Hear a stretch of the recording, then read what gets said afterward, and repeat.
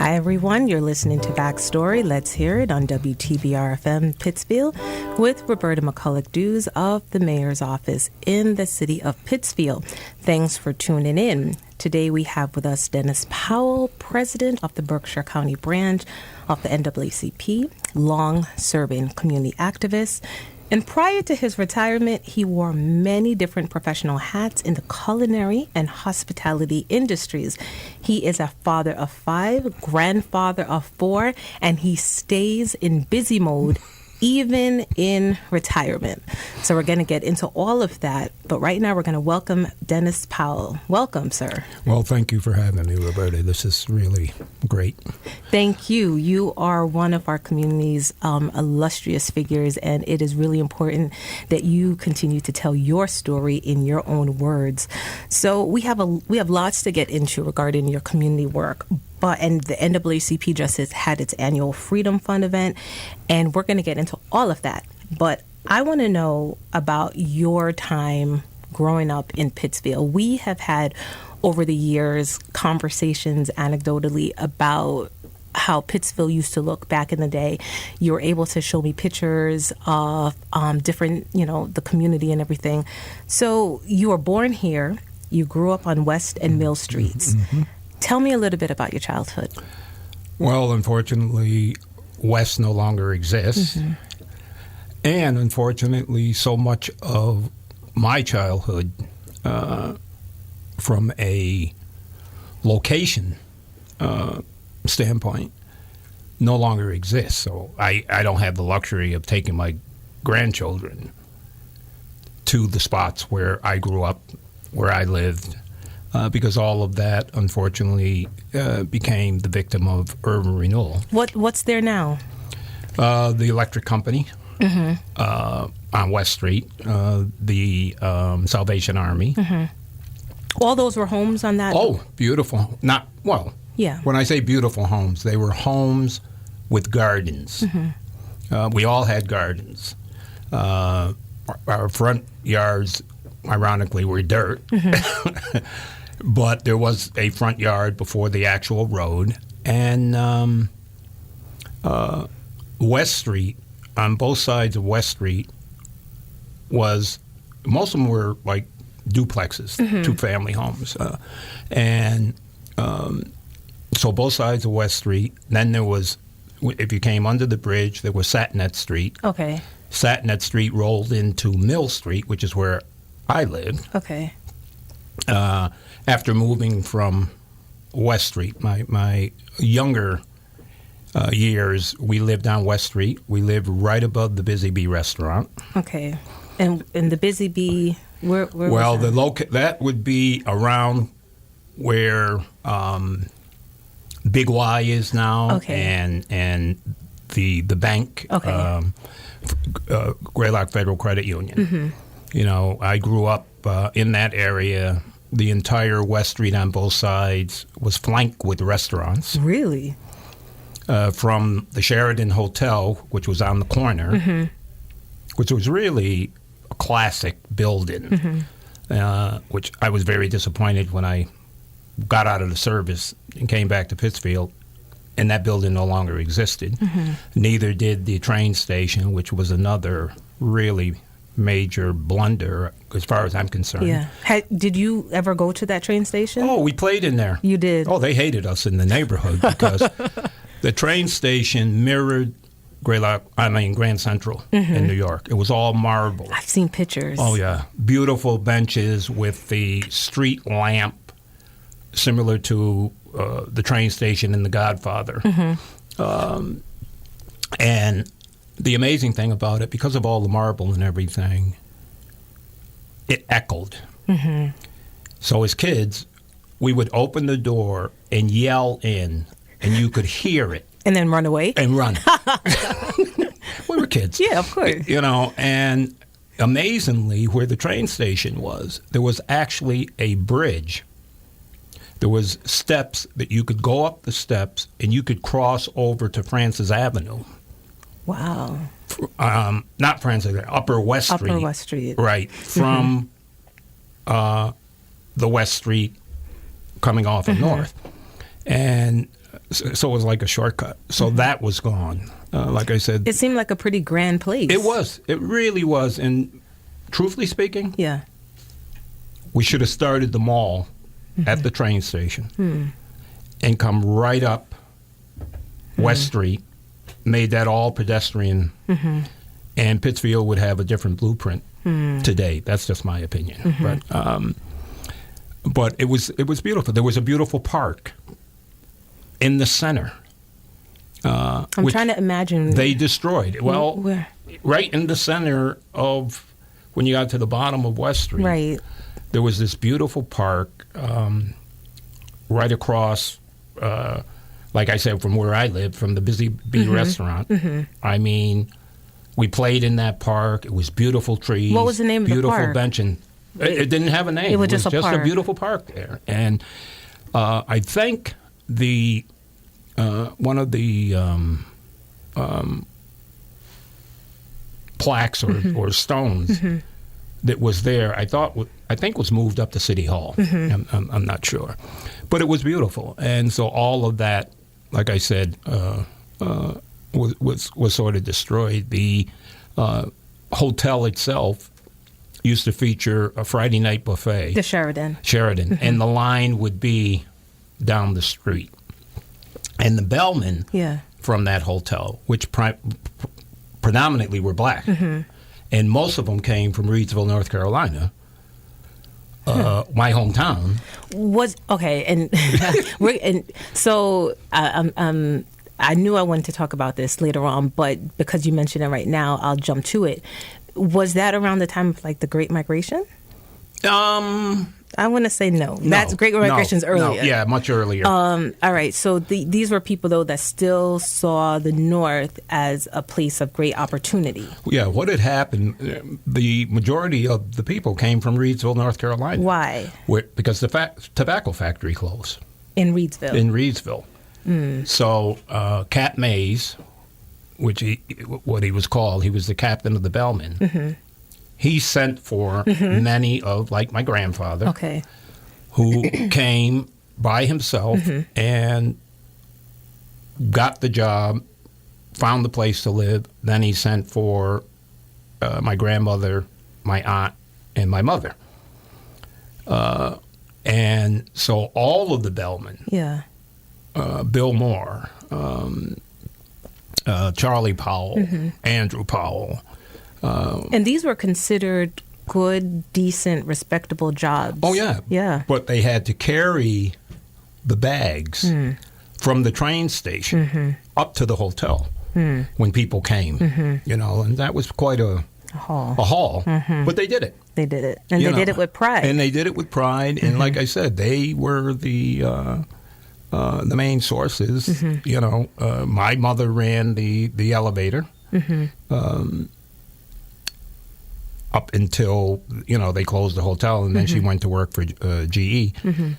I ran the elevator my last year of high school at night.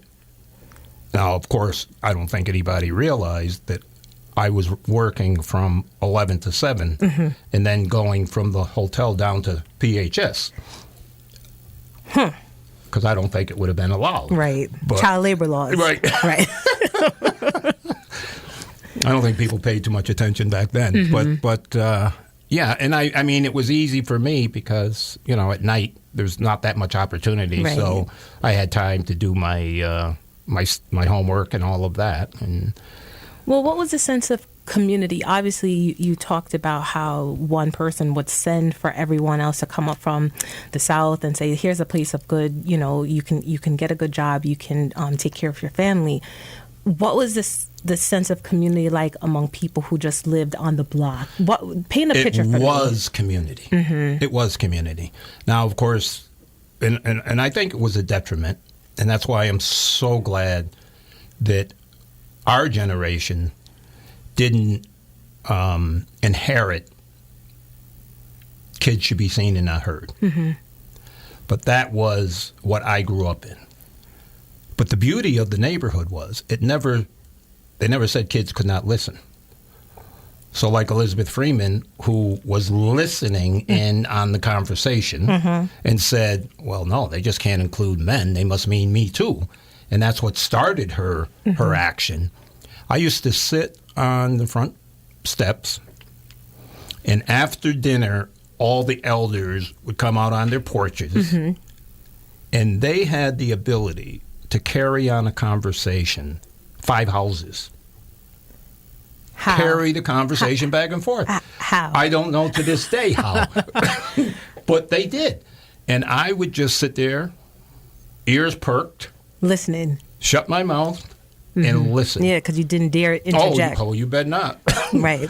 And because back then there was no child abuse. Right. Parents raised their children. And I learned so much, because that's what they did. They communicated. What did you take from those conversations? Sense of belonging, a sense of community. I realized the importance of our survival was communication. And let's face it, we all did very well because a lot of the education was in the neighborhood. If you How so? Well, because of parents and of different family members talking about events of the day. Having that discussion, and you just sit there and listen, and I was always somewhat of a rebel child. I always say that I was born, if there's DNA that represents activism, then I must have had that DNA, because I was always not willing to accept everything that I was taught or told. It was hard for me, for instance, to believe that Columbus's foot was the first foot off that ship, especially in a land that he didn't even know. And you felt that even as a child? Oh, yes. Yeah, because I said, we know. First one off the ship would have been a slave to see if it was going to get swallowed up or not. Okay. I know but that was my logic back then. That was your logic. Well, I'm trying to imagine the world back then, and if you could, what was the decade? What decade are we talking? I was born in 45. Okay. So, I moved to that neighborhood. I think I was around maybe 8. Okay. 8. So in the early 50s, 60s, and that was, I think, the reason for urban renewal was to break up those families, because I considered we were all doing really well, even with the amount of oppression that we were probably facing. Well, let me ask you about that oppression, because just in researching just the black middle class back in the 50s, 60s, or maybe 60s, 70s, early 80s, it's been said that there was a pretty thriving black middle class. So I'm curious as to everything that we know about history and that time period. What did that look like in Pittsfield and in the Berkshires? Well, it was. That's me, unfortunately. Oh. I thought I shut it off. Well, we have some interest in music. Okay. So it was.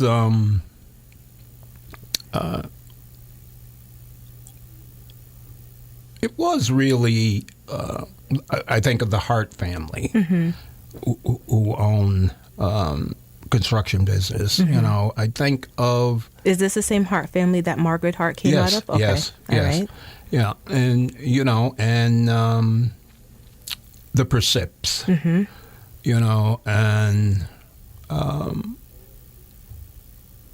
Arcel Hawkins. I mean, Will Singleton and I were actually having a conversation the other day and just really reminiscing. And well, let's do a roll call right now. Some of the family names you mentioned: the Persicks, the Walkers. Okay, Frank, and interesting enough, I just received a donation from the children of Frank Walker in honor of their mother, who just turned 90. Wow. And she was telling them about when she was living here in Pittsfield and her role as an activist. And I mean, she was quite the activist. She was part of the contingency that had the sit-in at Wolvers. We're going to talk about that. Yeah, in conjunction with the sit-in in the South. They sort of timed it. And Frank Walker and Floyd Walker, they both served as president of the NAACP. Right. They had an office on North Street? Upper North Street. 467. Yes. Is that right where the Renta Center is? Right, like in that block? area, in that block. Yeah. And they had a library. They created a library in there. And students would go in there and do research. So there was a lot going on. Pittsfield was more diverse in its public school system.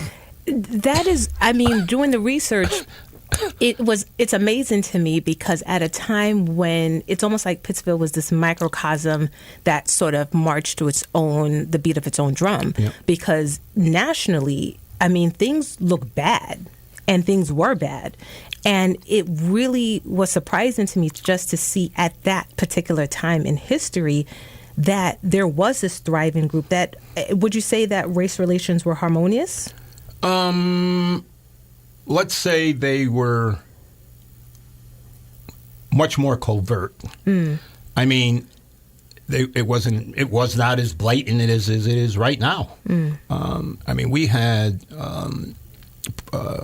principals of schools. What's her name? Caesar, Rhoda Caesar. Rhoda Caesar. Yeah. And so between the schools, there was more diversity. City Hall, under Gallo. Yes. He had black commissioners. Wilbert Stockton, and so on. So there was a lot more involvement, and that's probably one of the reasons why towards the end there, the NAACP had sort of died out, because GE, they had a tremendous affirmative action program where they actually brought in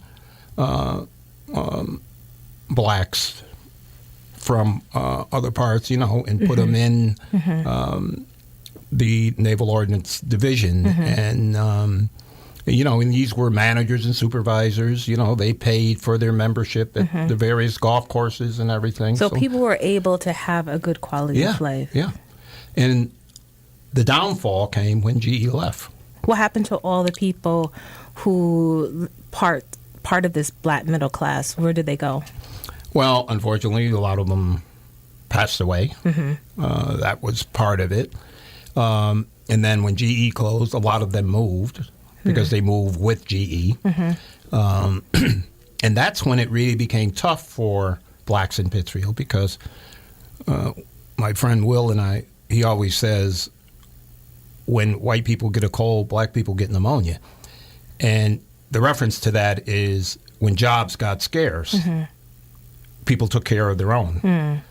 So that's when it really tightened up. Right, when there were opportunity across the board, it was easier for people to really be comfortable just in their station in life or whatever they had, because everyone had their own. But I think there's an element of human nature too, that when there's scarcity, you look at that, you protect your own. Right. This became, it really became a society. Jobs were really more based on nepotism. There was a lot of that, because people protected. People didn't retire until they had a family member that could take their spot. And this was reality. And So we had, between that period, I remember I had a conversation with Mother Maple Hamilton. Oh, God. And I remember she said to me that one of the things that she, regretted the most was the fact that when they had, her generation, they helped the children growing up.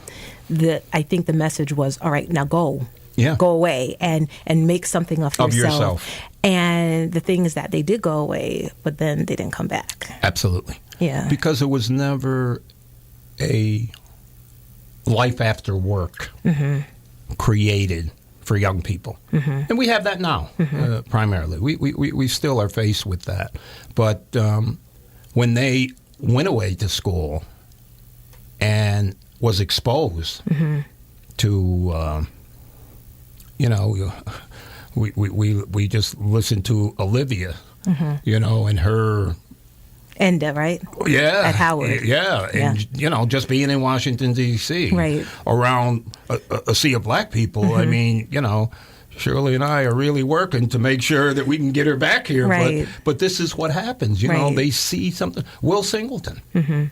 I mean, he went to Howard, and he didn't come back until his father had taken ill, and he had retired. He come back to take care of his father and then decided to stay. But well, let me ask you: when you went to the service, you served in Germany, and then did you come back right away, or did you? No, I came back right away. Took a job at GE. Okay, what were you doing? Emptying waste baskets. Really? Well, because that was the entry level, and then at that time, that was the entry level, and then you could, once you got in the door, then you could go into other, but it just didn't do it for me. Yeah. I decided, I had the GI Bill. I was involved in cooking, was always interested in it, and so I decided I heard about the Culinary Institute in New Haven, Connecticut, so I decided, Uncle Sam, that's where you're going to send me. And I applied and got accepted. And was it a rigorous process to get in? No. Okay. No. And amazingly, someone who became my very best friend was the first student, a black student, to attend the Culinary Institute, which was actually created by two female law professors at Yale, Mrs. Roth and Mrs. Angel. And they did it right after the war to give GIs some sort of education. So it opened with a storefront. And my friend Jeff Evans, who unfortunately he passed away, but he made it to 100. That's a long life. Yeah. He sat on the steps of the school all night, so he would be the first student to walk through the doors to enroll. Wow. Yeah. And later came back and became a faculty member and so on. Great history, great guy. Well, speaking of faculty member, and everyone, you're listening to Backstory, Let's Hear It. And we have with us Dennis Powell, president of the Berkshire County branch of the NAACP and long-serving activist. And so we're just talking right now about his affiliation with the Culinary Institute of America. You held several roles there. You were a teaching fellow, you were a faculty member, and then you went on to become department chair.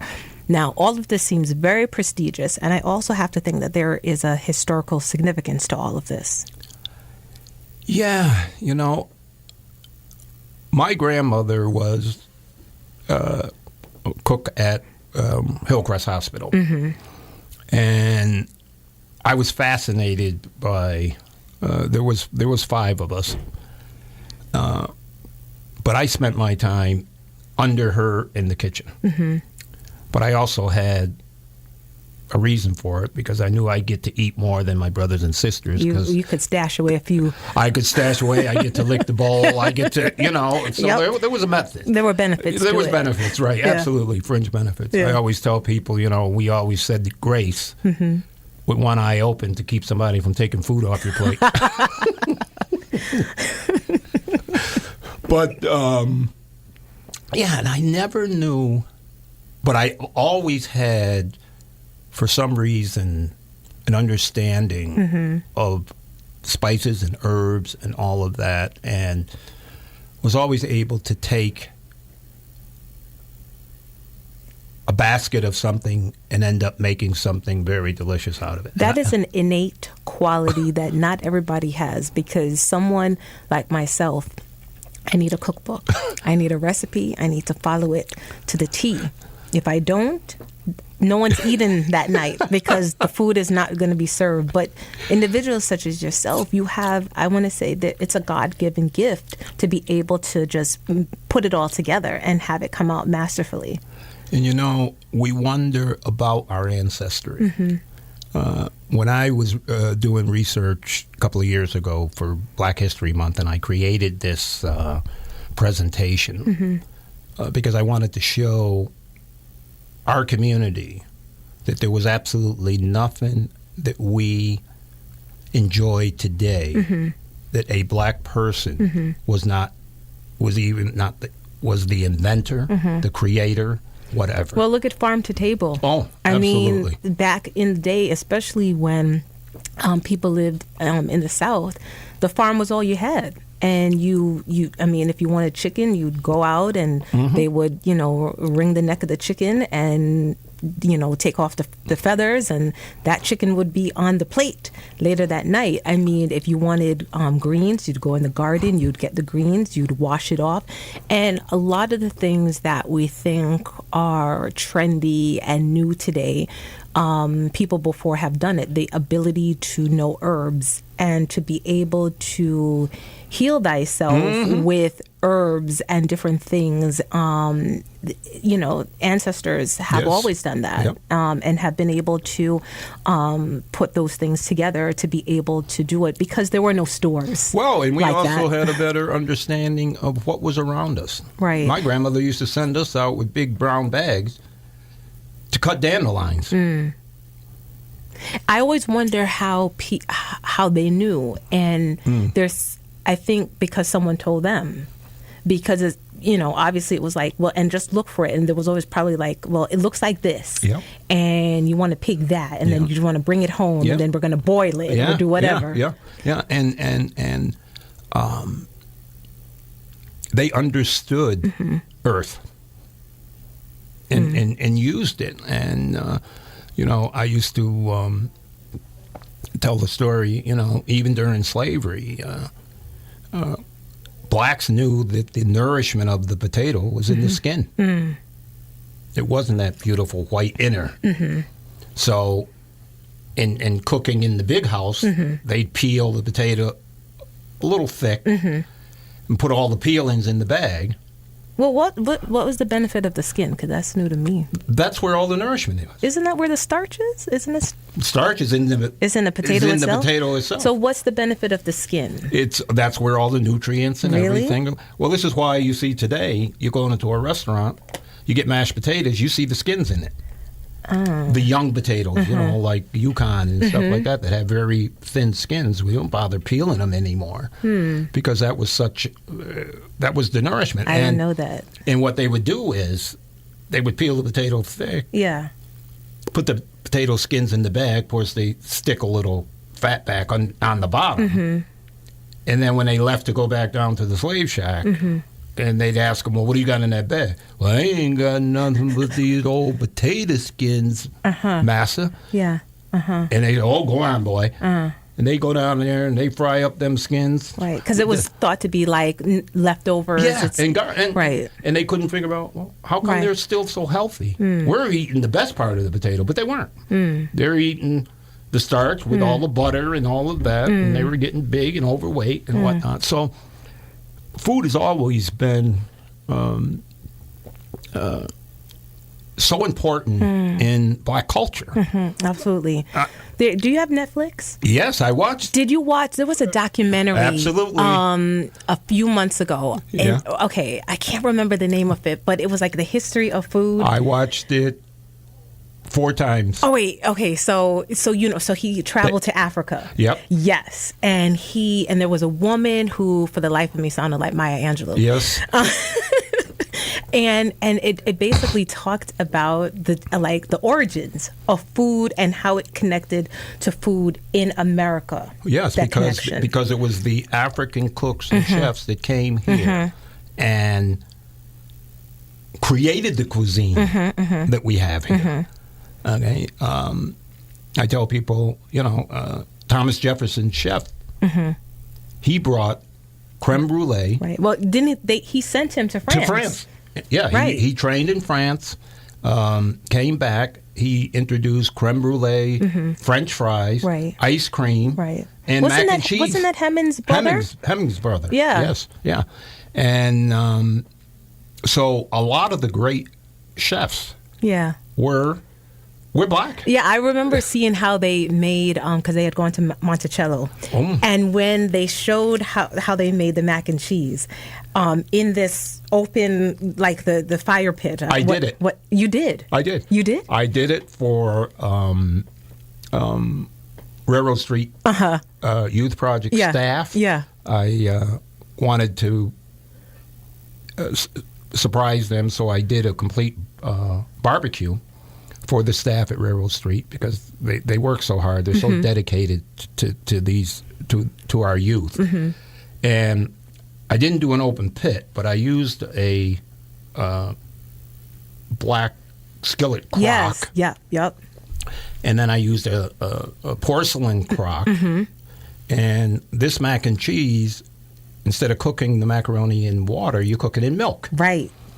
And then you don't rinse it. You just pull it out of the milk, and you put a layer of butter, a layer of mac, a layer of whatever cheese you're going to use, and then you start again with the macaroni. You build it up to the top, and then you put it in this iron casserole. Yes. Put the lid on it. Yes.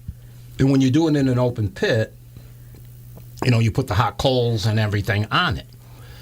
But I put it in a 500-degree oven. Wow. And I'm telling you,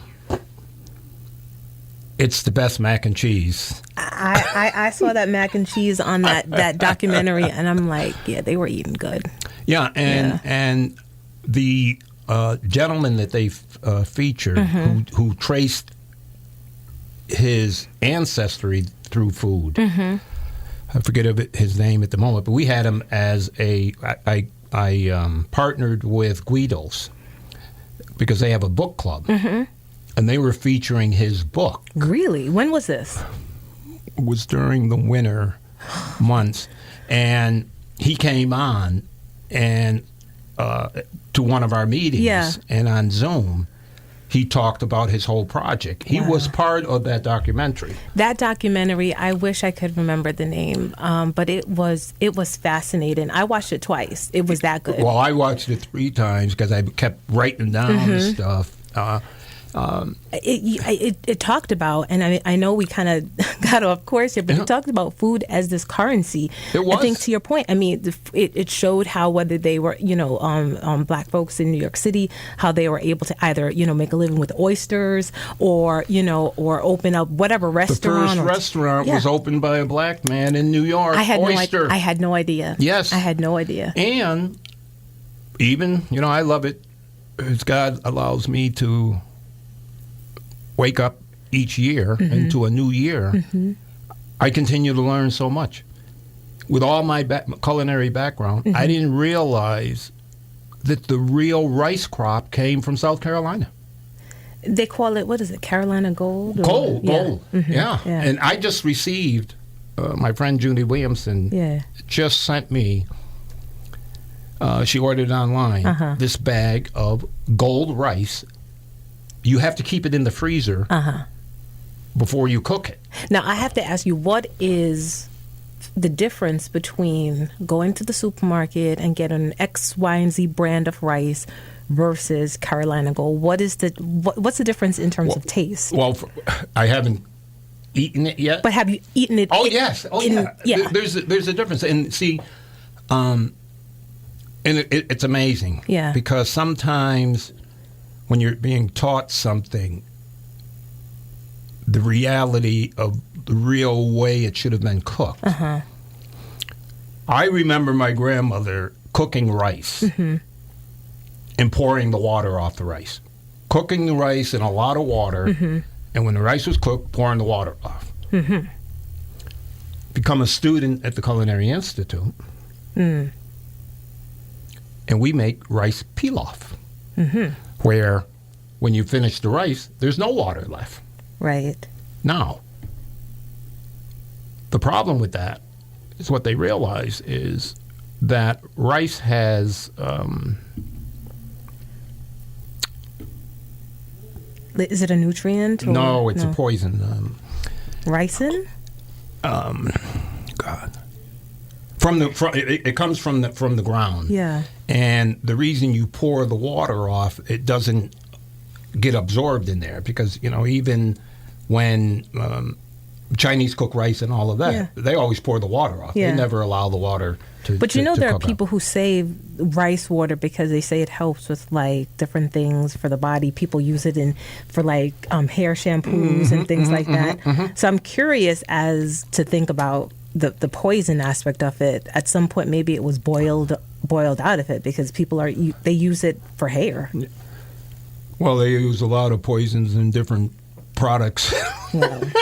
Well, cosmetic products. Well, that's okay. Yeah. But the idea that my wife, she used to make the rice the way her grandmother with all this water.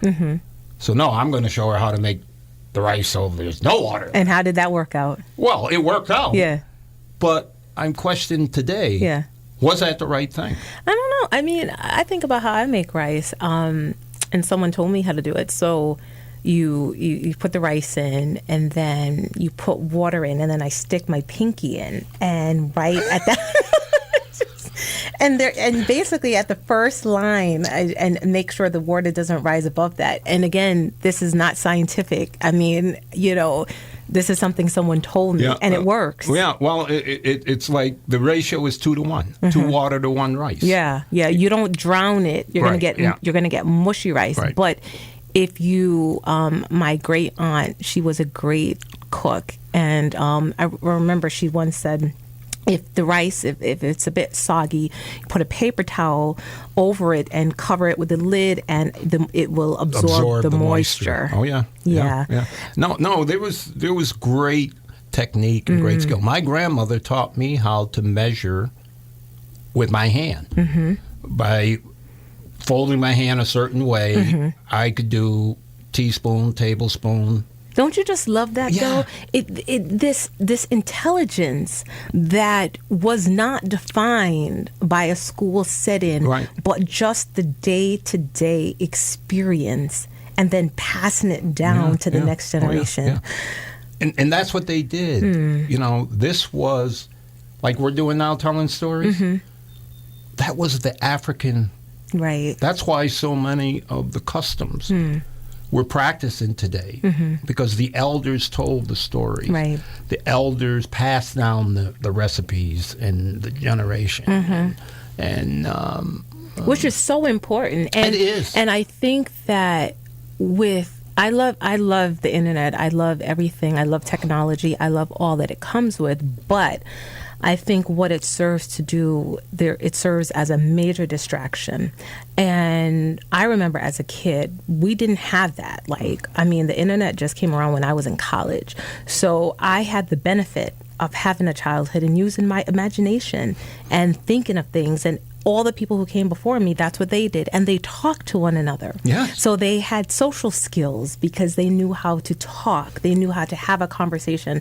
They knew how to tell stories and the importance of stories and storytelling because there was nothing else. And they use music as a means of messaging and storytelling. Right. We look at Frederick Douglass, who used portraits as a means of telling the story in a historical timeline. Right. So, if we just take the time Well, that's why I asked you to do the roll call at the beginning, because it's important to remember people and say their names. There is great importance in remembering the past. I think, people, you can't just look at the modern times and think, gosh, we just got here on our own. And I'm not from Pittsfield. We've only been in the Berkshires 12 years this year.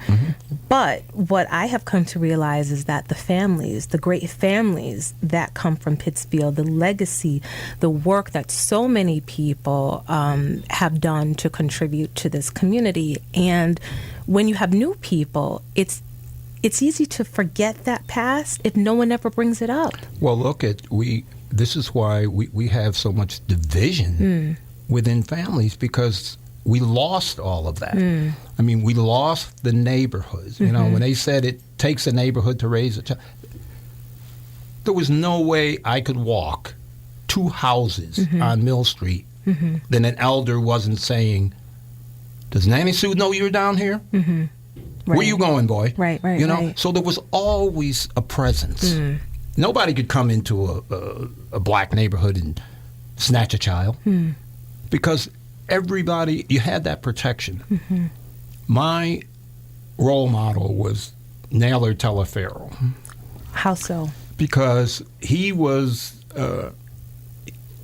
head of the union at GE, this black man. Now, Naylor lived on Deering Street. We lived on Mill Street. His house was directly across the street from my house. Yeah. So we were all friends. Yeah. Ernie Teleferro, Freddie Teleferro, we all grew up together. Yeah. And this is why I love Kamar. Kamar is part of that family. Oh, yes, he does. Yeah. And he's sharp. And he's amazing. Yeah. They were all sharp. Yeah. They were all absolutely. I used to be so envious of Ernie because he didn't have to study. I had to work at it in school. It was like it came natural to him. But I always saw that man in a suit. And that impressed me so. He went to work. He didn't drive. He would catch the bus on the bridge. But when I would see him walk from his house, he was clean, And it got to the point where that inspired me. I mean, I used to iron my jeans. I wouldn't go to school if my jeans didn't have a crease in them. And my mother used to buy us used ski boots. Not that we could ski, right? But they were durable. We couldn't tear them up, right? But I would shine them, right? And go to school with shine ski boots. I mean, so it's something that you pick up, right, from elders, and we've lost that. How do you think we can get that back? Because I know with the NAACP today, there's a infusion of young members, and I know when we look back in history, it can never be exactly how we think it is. Even when the places where we grew up, either they don't exist anymore, or when you go back, the house seems smaller, the block seems smaller, everything seems different. So we can never truly go back in time. But what can we do to create a new sense of community? Well, we really have to believe in and invest in our kids. I mean, you saw the Freedom Fund. I mean, those young voices. Thank you. Your son was one of them. and my God, yeah, how can we cancel that out? I mean, my hope and my energy, I put to the youth, because I know that's tomorrow. When you see everything going on right now with like the Voting Rights Act and just all of that, and how it's such an uphill battle around that, and what people of your generation fought for, does it make you feel discouraged or exhausted in any way that we're sort of back here in 2022? We're not back here. We never left. You know, I always tell people we think we have advanced. Technology has advanced. Humanity hasn't, unfortunately. Because why are we talking about a basic human right, the right to vote? Why are we talking about that in 2022? If we advanced, okay? And history, why don't we not want to understand history? Right. The beauty of it is we don't want to live that again. Right. But we don't want to repeat it. Absolutely. Under a different umbrella. Right. And this is what we're seeing. We're seeing, okay, so no, we're not hanging people for their political intent like we did during Reconstruction. Right. But we're not going to give them a bottle of water. Or post-Reconstruction. Or post-Reconstruction. Right. Yeah. But we're not going to give them, we will be considered a criminal if we take them a bottle of water if they're standing on line in 90-degree temperature waiting to vote. Right. Okay. Or food. So we're using different means of oppression. Okay. We're not hanging and whatnot. But we're now going into this vigilante mode, which is what scares me the most. Because if we look throughout history, the vigilante doesn't investigate innocence or guilt. It's more or less based on rage, racism, anger. And I'm really concerned with going forward, you know, to think that when I look at the hypocritical nature of our elected officials. Here you have John Lewis, who his entire life survived brutal beatings and whatnot, fought for the right to vote. Right. And you couldn't pass voting rights legislation. It's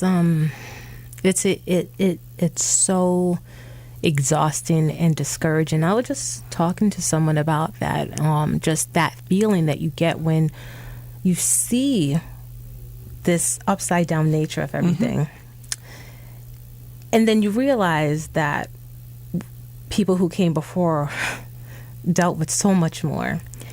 And in the face of all of that, they were still able to find their joy, find the ability to protest, to live their lives, to raise their families, and to have hope that tomorrow would be a better day. And I sometimes think that we need to tap into that ethereal source because they are the blueprint. They showed that they kept their hand at the wheel because they had hope.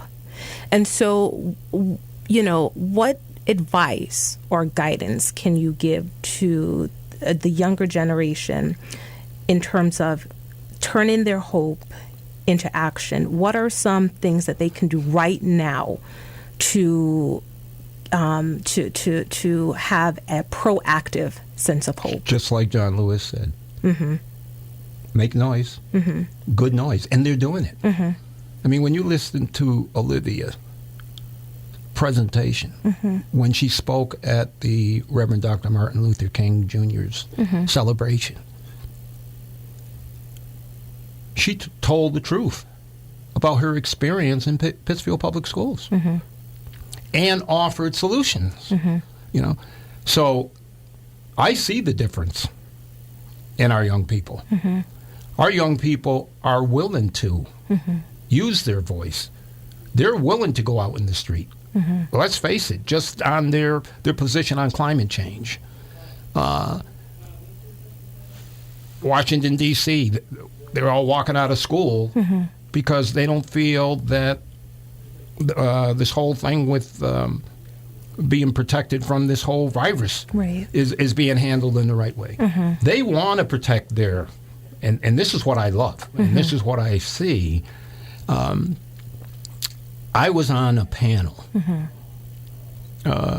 at Williams College, and I was the oldest person on the panel. Nice. Roberta, I'm telling you, it was,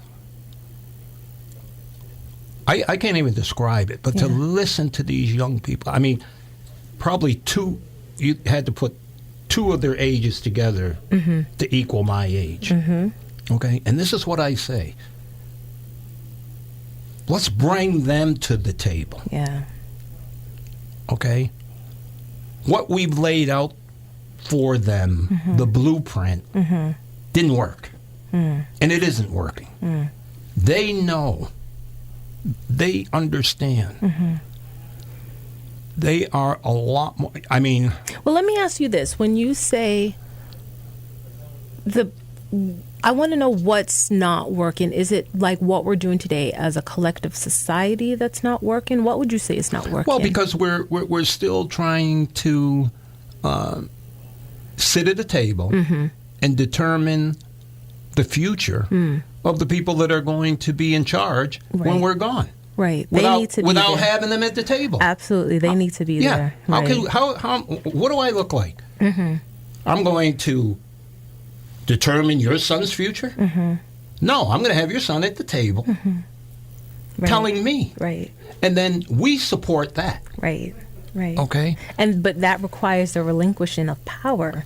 And power sits at the heart of everything. I think if we think to just about every conundrum and issue, the desire to retain power drives a lot. Yeah, and you're right.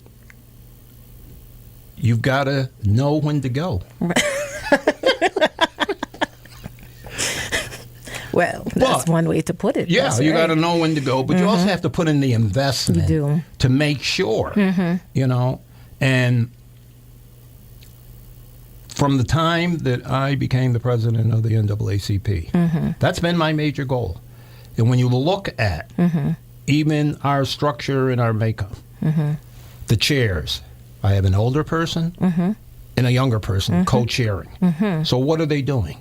Right. They're helping and supporting each other. The younger is learning, but the older is also learning from the younger. Right. Okay?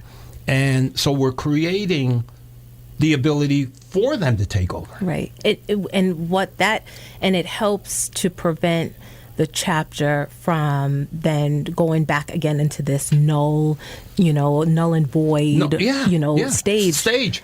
You know, I mean, when you and Will Singleton and others had that meeting back in 2015 and came together and said, we want to, resurrect the NAACP, at the time you must have been seeing different things happening that you all said, we need this chapter to be back.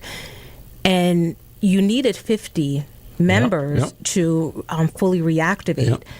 Was that hard to do at that time? It wasn't hard. We was really surprised. And all the credit really goes to Will Singleton because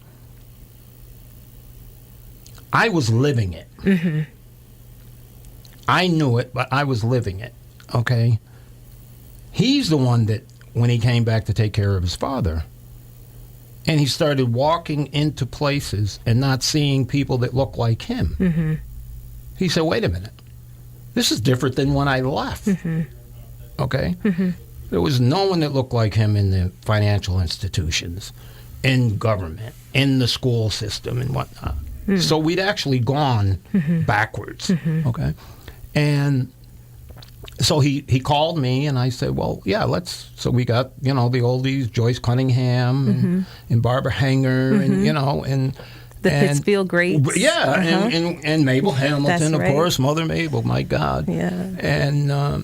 And we sat, again, what better place than Second Congregational Church, the basement. That's where blacks conspired. Oh, gosh, Dennis. Yeah, but that's where meetings took place. Always, because that was supposed to be the safe place. Right, and the church was a center of Black life. Yes, from much absolutely. Of society. The church has always been that central place. Yep. And so we did that, and it was just like that. They said, we said, do we need to resurrect the NAACP? And they said, absolutely.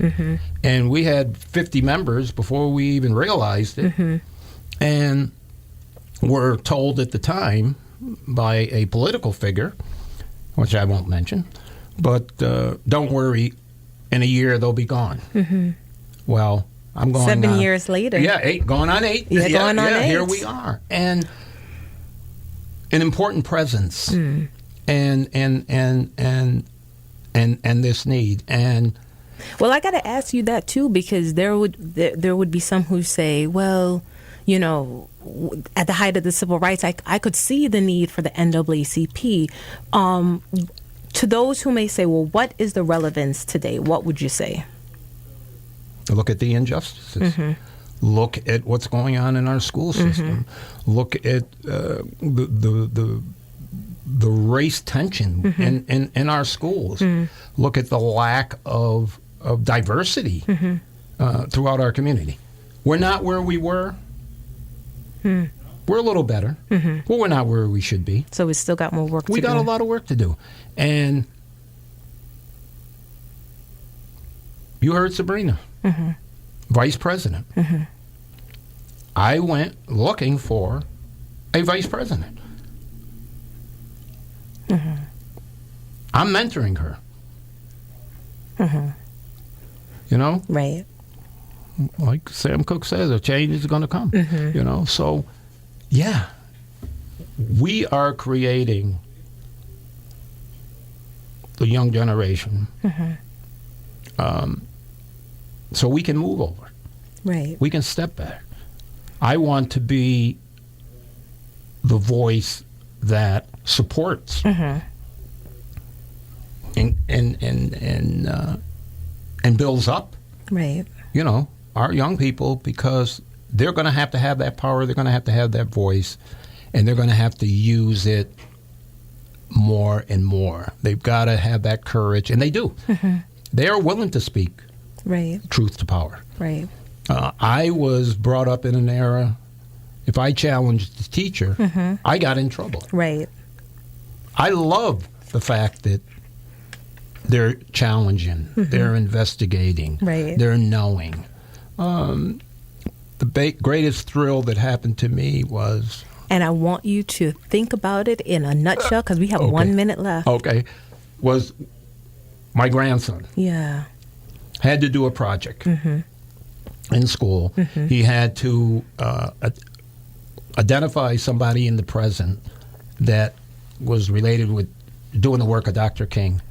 And my son says, well, Jackson, who are you going to write about? Because Jackson is in all the sports. So he just knew it was going to be. Yeah. He says, Dad, it's a no-brainer.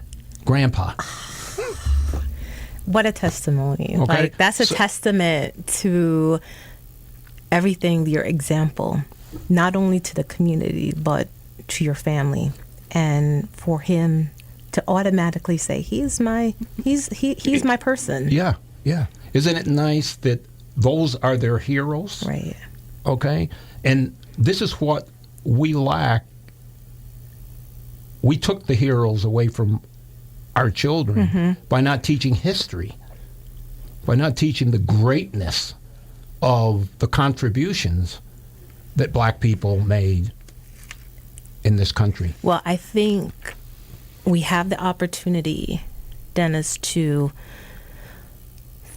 change that. Yep. And we change it with our stories. We change it by each one telling the other. And like you said, that proactive sense of hope.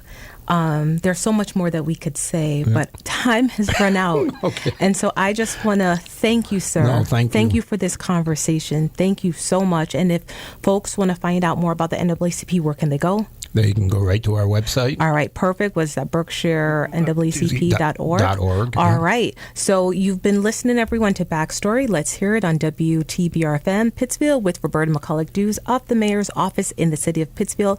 Thanks for listening, everyone, and have a great day.